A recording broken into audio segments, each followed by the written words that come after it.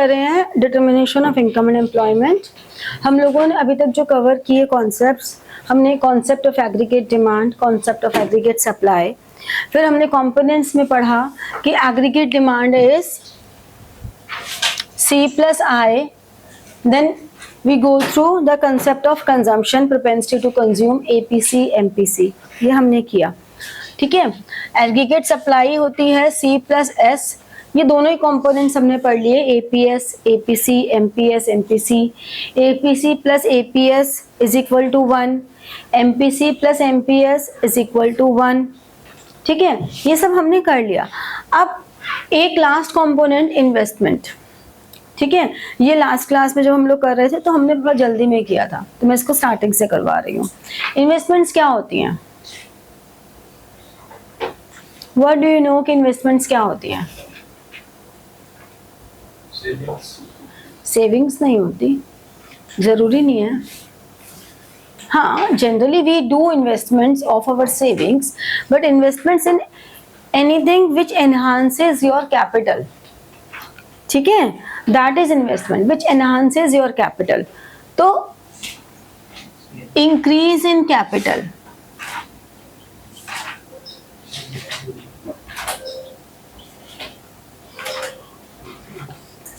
ठीक है, और ये जो इंक्रीज इन कैपिटल है, it is influenced by marginal efficiency of investment, और we can say marginal efficiency of capital, ठीक है।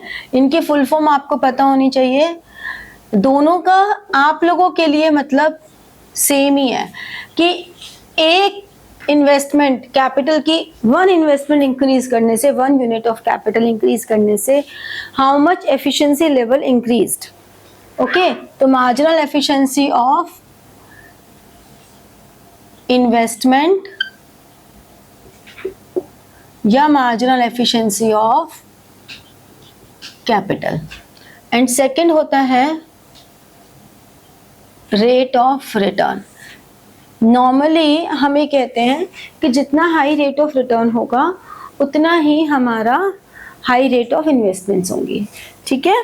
ऐसा ही होता है जनरली कि जितना इन्वेस्टमेंट पे हमें इंटरेस्ट ज़्यादा मिलेगा उतने में इन्वेस्टमेंट ज़्यादा करेंगे, ठीक है। तो अब हम इन्वेस्टमेंट के टाइप्स की जब बात करते हैं तो हम कहते हैं ऑटोनॉमस इन्वेस्टमेंट। ऑटोनॉमस वर्ड का मतलब क्या होता है? हम लोगों ने कंजम्पशन में भी किया था। ऑटोनॉमस वर्ड मीन्स इंडिपेंडेंट, ठीक है। Independent means which is independent of income. इस बात से कोई फर्क ही नहीं पड़ता कि इनकम कितनी होगी, जो इन्वेस्टमेंट्स करनी है वो करनी है। तो ऑटोनॉमस इन्वेस्टमेंट मीन्स आपके पास इन्वेस्टमेंट की वैल्यू, चाहे हमारा इंटरेस्ट या रेट ऑफ रिटर्न या इनकम, हम कुछ भी बोल सकते हैं, ठीक है। This is a parallel straight line, IA we show, irrespective of income, चाहे इनकम इतनी है चाहे इतनी है, कितनी भी हो कोई फर्क नहीं पड़ता। तो irrespective of income investments are to be done, ठीक है। we can say irrespective of income, हमारी इनकम कितनी भी हो उससे कोई फर्क नहीं पड़ता, investments are to be done,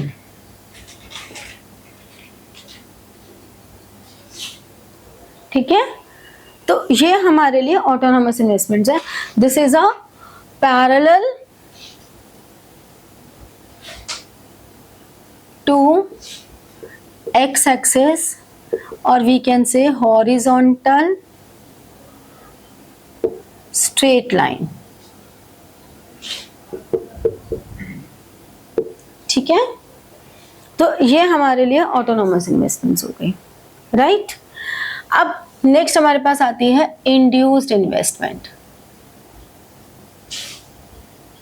induced investment का मतलब हो गया which are induced, which are affected by income. ठीक है, which are affected by income, जिसका ये इम्पैक्ट पड़े कि इनकम जितनी होगी उतनी ही हम इन्वेस्टमेंट्स करेंगे. मीन्स अगर ये इनकम है और ये इन्वेस्टमेंट है तो this is like this, induced investment, I small I. ठीक है, फिर हमारी होती है public investment. Public investment is which are to be done by government. Private investment, private investment कौन करता है? फॉर्म्स जितनी भी हैं वो करते हैं. अब होने को तो public investments and private investments दोनों ही ऑटोनॉमस भी होती हैं और इंड्यूस्ड भी होती हैं.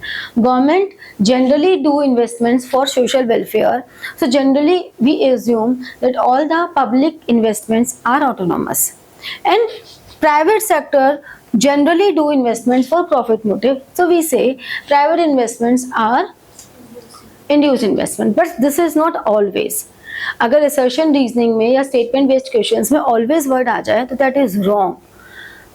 Means आप उस statement को correct नहीं कह सकते. We never say that all autonomous investments are done by public sector, public investments. Yeah, we cannot say that all public investments are autonomous investments. We never say. We cannot say all induced investments are private investments or all private investments are induced investment. ऐसा नहीं होता, because government also do some induced investments to earn profits. Private sector also do some investments in autonomous way as to social welfare. उसको forcefully government CSR corporate social responsibility के through भी करवा देती है. तो ये हमारे 4 इन्वेस्टमेंट्स हैं. फिर एक हमारे पास आती है एक्स एंटे, इंटेंडेड, प्लान्ड. जो हमारी एक्स एंटे, इंटेंडेड और प्लान्ड इन्वेस्टमेंट्स हैं, ठीक है, ये हमने पहले से सोची हुई है. और एक होती है एक्स पोस्ट, जो कि actual, unintended, we can say unintended, unplanned, ये हमारी एक्चुअल है. तो हमारी इकोनॉमी में जो भी इन्फ्लेशनरी या डिफ्लेशनरी गैप की प्रॉब्लम आती है वो ये एक्स एंटे और एक्स पोस्ट इन्वेस्टमेंट्स की वजह से आती है कि हमने कितना सोचा था और हमारी एक्चुअल इन्वेस्टमेंट्स हम कितनी कर पाए. ठीक है, और सेम इन्हीं को हम इन्वेस्टमेंट्स और सेविंग्स दोनों के साथ यूज कर सकते हैं. X एंटे intended, x एंटे investments, x एंटे savings, x post investments, x post savings, कि कितनी सेविंग्स सोचा था और नहीं हुई. तो the difference between planned and actual is actually the difference between the inflationary और डिफ्लेशनरी प्रेशर्स. तो अभी जब हम नेक्स्ट टॉपिक कर रहे हैं वो उसके लिए ये बेस है आपका. तो पहले ये टाइप ऑफ इन्वेस्टमेंट्स क्लियर हो गया, ये नोट डाउन करो, फिर करते हैं आगे के टॉपिक. नेक्स्ट आता है इन्वेस्टमेंट मल्टीप्लायर.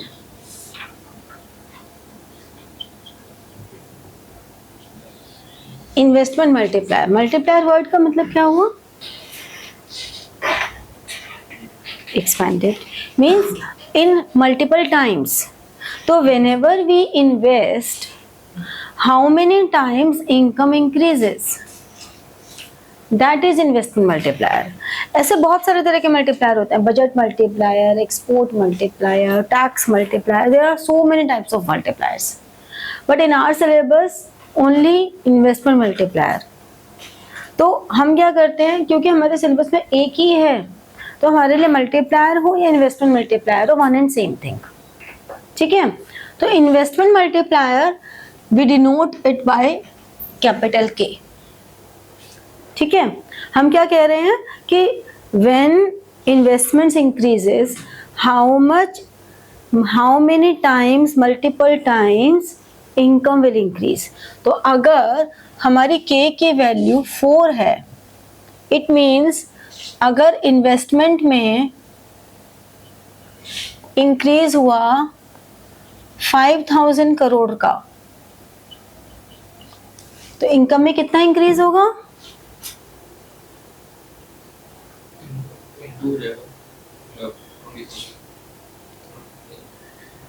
इनकम, अगर ये इन्वेस्टमेंट्स हैं तो इंक्रीज इन इनकम कितना होगा?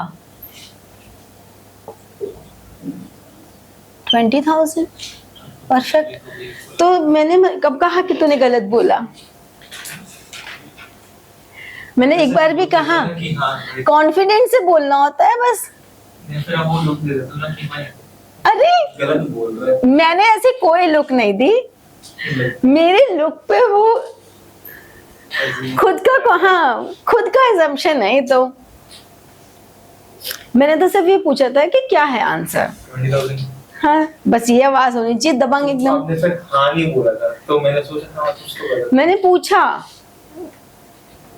My bad, sorry। तो ये इसकी इंटरप्रिटेशन होती है। तो हम क्या कह सकते हैं? Investment multiplier is the number, ठीक है, by which income increases with the increase in investment. ठीक है, अब कैसे मल्टीप्लायर वर्क करता है? देखो मल्टीप्लायर का फिर हमारे पास फॉर्मूला हो गया change in income upon change in आय। ठीक है, फॉर्मूला निकल आ गया ना ये, कि हमारे पास अगर ये 4 था, चेंज इन इनकम निकालनी थी, ये 5000 था, तो चेंज इन इनकम आ गई। हमेशा डिनोमिनेशन जरूर मेंशन करना, वरना आंसर सही होने के बाद भी मार्क्स नहीं मिलेंगे। अब हम के को एक और तरीके से रिप्रेजेंट कर सकते हैं 1/MPS और 1/1 माइनस MPC। होने को तो इसकी डेरिवेशन में एक्सप्लेन कर सकती हूँ, जैसे हमने पहले डेरिवेशंस की थी, बट फिर तुम्हें कंफ्यूजन ज़्यादा हो जाती है और हमारे सिलेबस में ऐसे डेरिवेशन कभी आती नहीं है, तो we don't need it. But ये 3 फॉर्मूले आपको ज़रूर पता होने चाहिए। तो how you establish relationship between K and MPS? What relationship you set with this formula? K is equal to 1/MPS.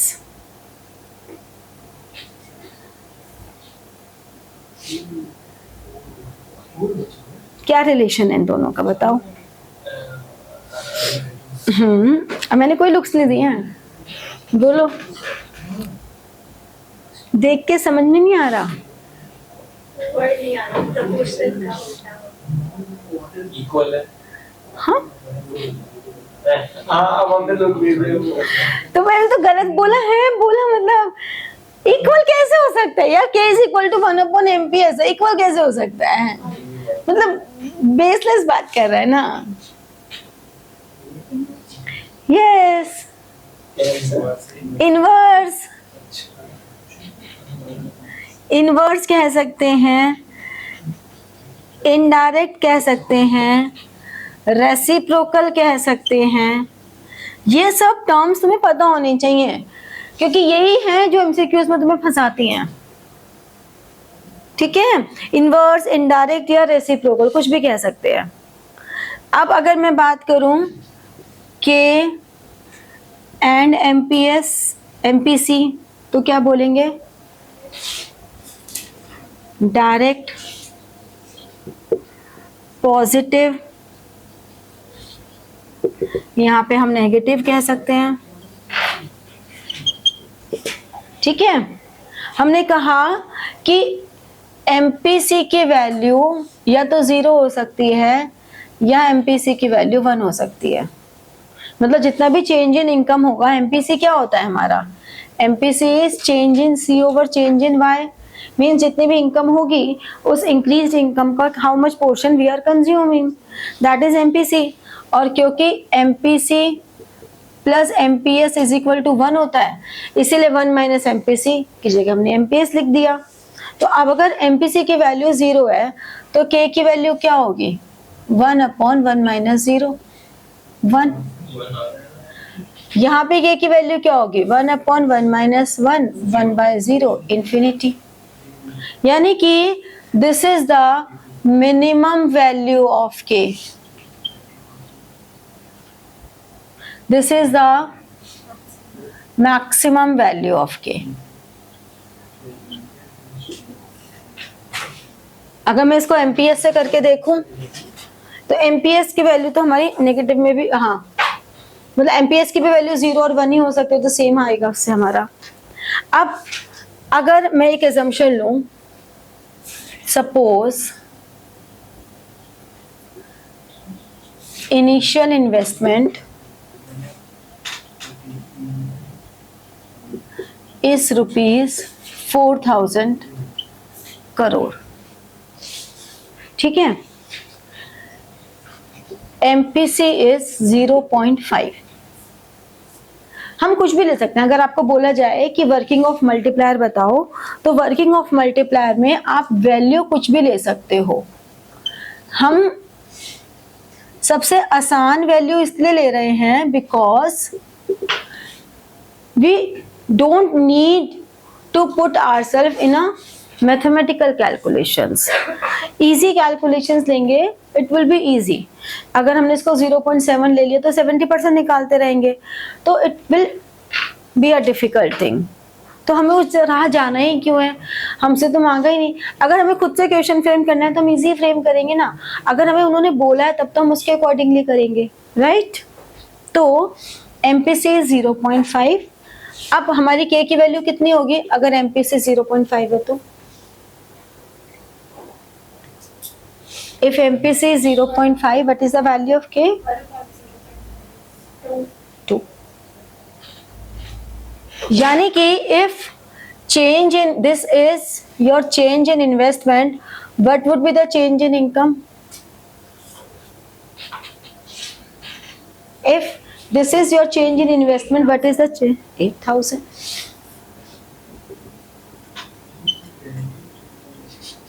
ठीक है, अब ये हमने कैलकुलेशंस कर दी. वर्किंग कैसे होगी? चेंज इन इन्वेस्टमेंट, इसकी वजह से change in income, change in consumption. अगर हमने राउंड 1 में 4,000 की इन्वेस्टमेंट की, ठीक है, तो हम ये एज्यूम करके चल रहे हैं कि 4,000 की ही इनकम बढ़ जाएगी फर्स्ट राउंड में. कुछ भी ले सकते हैं, इसको मैं 5,000 भी ले सकती थी, इसको मैं 3,000 भी ले सकती थी, 2,000 भी ले सकती थी. 8,000 क्योंकि है तो 8,000 से कम ही रखना था बस पहले राउंड में. ठीक है, तो इक्वल इसलिए ले लिया, वही अगेन कि इजी कैलकुलेशंस. अब इसमें से 2,000 तो चेंज इन कंजम्पशन हो जाएगा, बिकॉज जितने भी इनकम इंक्रीज होगी उससे हमारी कंजम्पशन इंक्रीज होगी. अगर एक की कंजम्पशन होती है तो दूसरे की इनकम होती है. इन राउंड 2 इस इनकम में से फिर यहाँ पे 1,000 आ जाएगा, फिर यहाँ पर ये इनकम हो गई, फिर यहाँ पे 500 आ जाएगा. राउंड 3 इस तरह से हमारे राउंड्स चलते रहेंगे. कब तक चलते रहेंगे? जब तक कि चेंज इन इनकम 8,000 नहीं हो जाती. जब तक कि ये इनकम 8,000 नहीं हो जाती तब तक ये साइकिल चलता रहेगा. तो ये हमारा इन्वेस्टमेंट मल्टीप्लायर की वर्किंग है. तो हाँ, तो हमें सारा करके नहीं दिखाना है, हमें 2 राउंड या 3 राउंड तक करना है सिर्फ. और इसीलिए हमको जब भी खुद से इन्वेस्टमेंट मल्टीप्लायर की दिखानी है तो हम कोई भी वैल्यू ले, हम एमपीसी को 0.5 ले लेंगे और इसको इक्वल. हम इसको कैसे भी कर सकते थे. मान लो मैं इसको लेती एमपीसी, सपोज मैं इसको ले लेती 0.75, तो अब मेरे के की वैल्यू क्या आ जाती? 1/1 माइनस 0.75 4. तो अब अगर मेरी यहाँ पे चेंज इन इन्वेस्टमेंट 4,000 है, मैं चेंज इन इनकम 4,000 भी ले सकती हूँ, कुछ भी ले सकती हूँ. मान लो मैंने चेंज इन इनकम 2,000 ही लिया, तो अब चेंज इन कंजम्पशन इसका 75% हो गया. फिर यहाँ पे ये 1,500 आ गया, फिर इसका 75% हम लेंगे. ठीक है ना, तो ये हमारे पास आ गया 1150. तो इस तरह से ये हमारा कब तक चलेगा, जब तक कि चेंज इन इनकम इसका 4 टाइम्स मतलब कि 16,000 नहीं हो जाता, और ये इसका 75% यानी कि 12,000 नहीं हो जाता, जैसे कि यहाँ पर ये 4,000 नहीं हो जाता। तो अब तुम देखो ये हमने कितना इजीली कर लिया। यहाँ पे मैं एक बार पॉज देना पड़ रहा था, तो हम ऐसा एग्जाम्पल क्यों फ्रेम करेंगे जहां हमें इतने पॉज देने पड़े, हम वो रखेंगे ना जो फ्री फ्लो हो। दैट्स वाई हम बहुत इजी मोड रख रहे हैं कि हम एमपीसी की वैल्यू भी 0.5 रख रहे हैं और हम इसके इक्विवेलेंट ही ले रहे हैं। We don't need to go in a huge mathematical calculations, ठीक है। बाकी न्यूमेरिकल्स में अगर पूछा जाएगा तब तो उन्हीं की वैल्यू से न्यूमेरिकल सॉल्व करना ही है, ठीक है, गॉट इट। चलो, तो अब यहाँ तक करके तुम्हारा जो न्यूमेरिकल वाला पोर्शन है वो कंप्लीट हो चुका है। तो न्यूमेरिकल के फॉर्मूलाज के लिस्ट अगर हम बनाएं तो AD is equal to C plus I, AS is equal to C plus S. यहाँ पे जो I है वो ऑटोनॉमस है, ये ऑटोनॉमस इन्वेस्टमेंट है, और ये इज इक्वल टू Y भी होता है। फिर हम इनमें इंडिविजुअल कंपोनेंट की बात करें, C is A plus B Y, S is minus A 1 minus B Y. यहीं से हमें ये पता लग गया कि B is slope of consumption curve and 1 minus B is slope of saving curve, ठीक है। फिर हमारे पास A क्या है यहाँ पर, A is autonomous consumption, B is MPC and Y is disposable income, जो ये वाला Y है यही है, ठीक है। फिर हमारे पास MPC is change in C over change in Y, MPS is change in S over change in Y, APC is C over Y and APS is S over Y, और MPC plus MPS is equal to 1, APS is equal to 1, ठीक है। 9th is K is equal to change in income,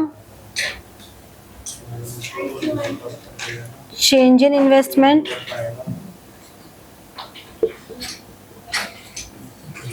MPC, ठीक है। तो ये सारे फॉर्मूले हैं। अगर इक्विलिब्रियम पर है, एट इक्विलिब्रियम लेवल